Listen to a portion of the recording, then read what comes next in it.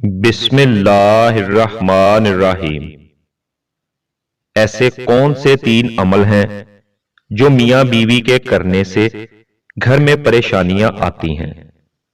اس بارے میں حضرت علی رضی اللہ تعالی عنہ کا فرمان سنیے اور اس ویڈیو کو آخر تک ضرور دیکھیے گا۔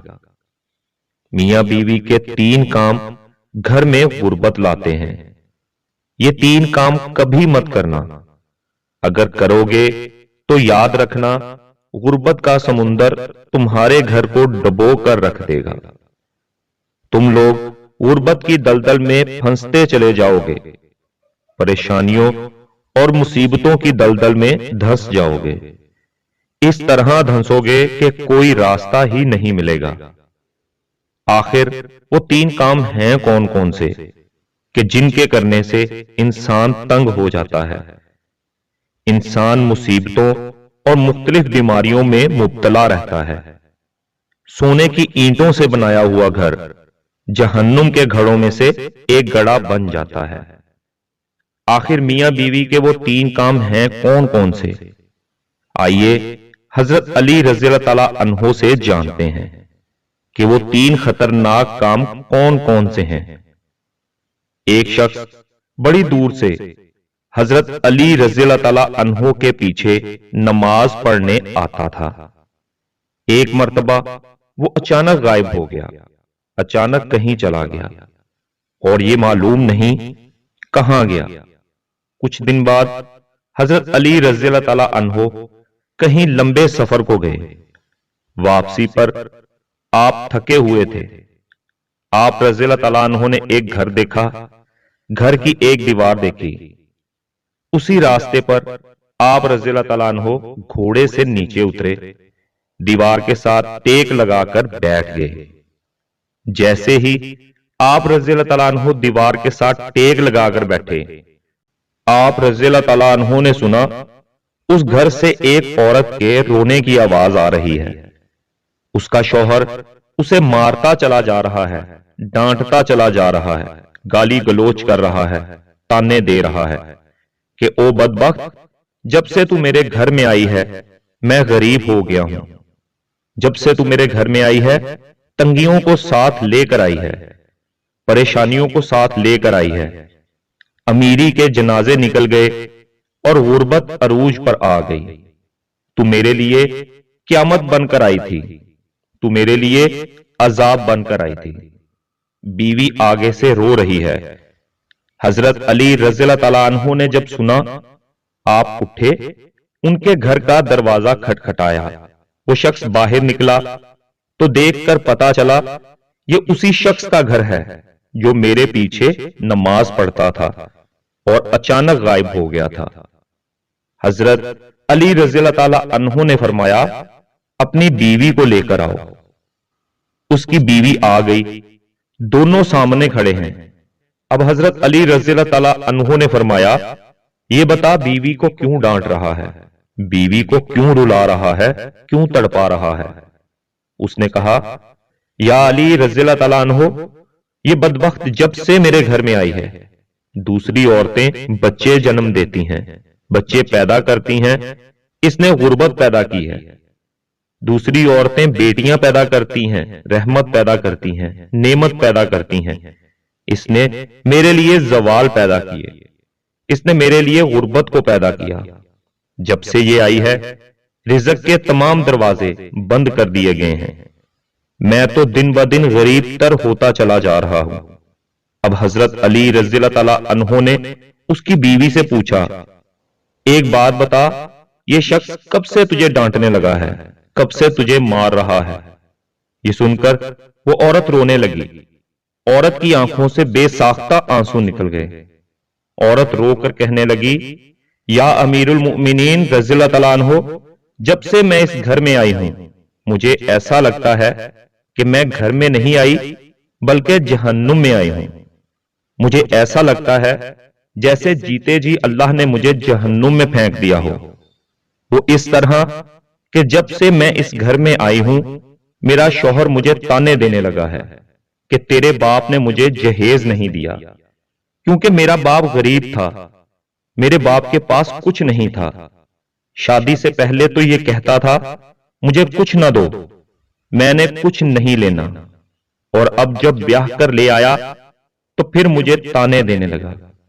تیرے باپ نے تو کچھ نہیں دیا، یہ چارپائی میری، یہ بستر میرا، یہ گھر میرا، سب کچھ میرا ہے، تیرا ہے کیا؟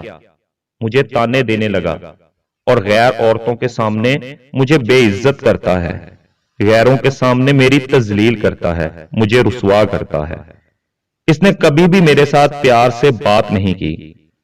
آخر میں بھی تو انسان ہوں. ہر عورت کی خواہش ہوتی ہے کہ اس کا شوہر اس سے پیار سے بات کرے، محبت سے بات کرے، پیار بانٹے، اخلاق بانٹے.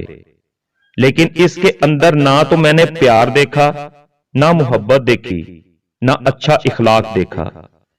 یہ جب باہر جاتا ہے، باہر والوں کے سامنے تو ایسے مومن، متقی، پرہیزگار دکھائی دیتا ہے، لوگ کہیں یہ تو کوئی اللہ کا ولی آ رہا ہے. جیسے ہی گھر آتا ہے فرعون بن جاتا ہے. اس نے تو میری زندگی اجیرن بنا دی ہے. اب یہ مجھے مارتا ہے، کہتا ہے میرے گھر سے نکل جاؤ، لیکن میں اس کا گھر چھوڑ کے نہیں جا سکتی. یا امیر المؤمنین رضی اللہ تعالیٰ عنہ، میرے ماں باپ فوت ہو گئے ہیں، اب اس کے سوا تو میرا اس دنیا میں ہے ہی کوئی نہیں. میں اس کا در چھوڑ کر نہیں جاؤں گی. یہ مجھے مارتا ہے، مارتا رہے. مجھے ڈانٹ قبول ہے، ذلالت بھی قبول ہے، رسوائی بھی قبول ہے، مجھے سب کچھ قبول ہے، لیکن کم از کم اس کو بولو کہ یہ مجھے گھر سے نہ نکالے. اب دونوں کو مخاطب کرتے ہوئے حضرت علی رضی اللہ تعالیٰ عنہ نے فرمایا، یہ نہ کہا کرو کہ بیوی آئی ہے تو ساتھ غربت لے کے آئی ہے. ہرگز نہیں. انسان کے اپنے گناہ ہوتے ہیں، انسان کے کرتوت ہوتے ہیں جو اللہ کو ناپسند ہوتے ہیں. تو اللہ تعالیٰ غربت کو حکم دیتا ہے کہ اس کے گھر داخل ہو جاؤ. غربت کو کس نے پیدا کیا؟ تنگیوں کو کس نے پیدا کیا؟ اللہ نے. اب یہ غربت، یہ تنگی اللہ کے حکم کے آگے ایسے بھاگتے دوڑتے نظر آتے ہیں. پھر اللہ حکم دیتا ہے کہ پریشانیاں اس کے گھر کے اندر داخل ہو جائیں، غربت اس کے گھر کے اندر داخل ہو جائے تو بندہ دن بدن تنگ ہوتا نظر آتا ہے، پریشان ہوتا نظر آتا ہے. بیوی کے آنے پر یہ غربت نہیں آئی، بیوی کے آنے سے تنگیاں نہیں ہیں، انسان کے اپنے گناہ ہوتے ہیں جو اللہ کو ناپسند ہوتے ہیں، اور اللہ تعالیٰ انہیں آزمائش میں ڈالنے کے لیے غربت، پریشانیاں ان کے گھر بھیج دیتے ہیں. حضرت علی رضی اللہ تعالیٰ عنہ نے فرمایا، میاں بیوی کے 3 کام گھر میں غربت لاتے ہیں. یہ 3 کام کبھی بھول کر بھی نہ کرنا. دونوں نے پوچھا، یا علی رضی اللہ تعالیٰ عنہ وہ 3 خطرناک کام کون کون سے ہیں؟ حضرت علی رضی اللہ تعالیٰ عنہ نے فرمایا، پہلا کام بیوی کو گالیاں دینا. جو شخص بیوی کو گالیاں دیتا ہے اس سے بڑا عذاب کیا ہوگا کہ وہ اپنی بیوی کی نظروں سے گر جاتا ہے. گالیاں دینا نیکیوں کو اس طرح کھاتا ہے جس طرح آگ لکڑیوں کو کھاتی ہے. اپنی نیکیاں ضائع نہ کرو. نمبر 2، ہر وقت، ہر گھڑی، ہر لمحے ایک دوسرے سے تلخ لہجہ اپناتے رہنا.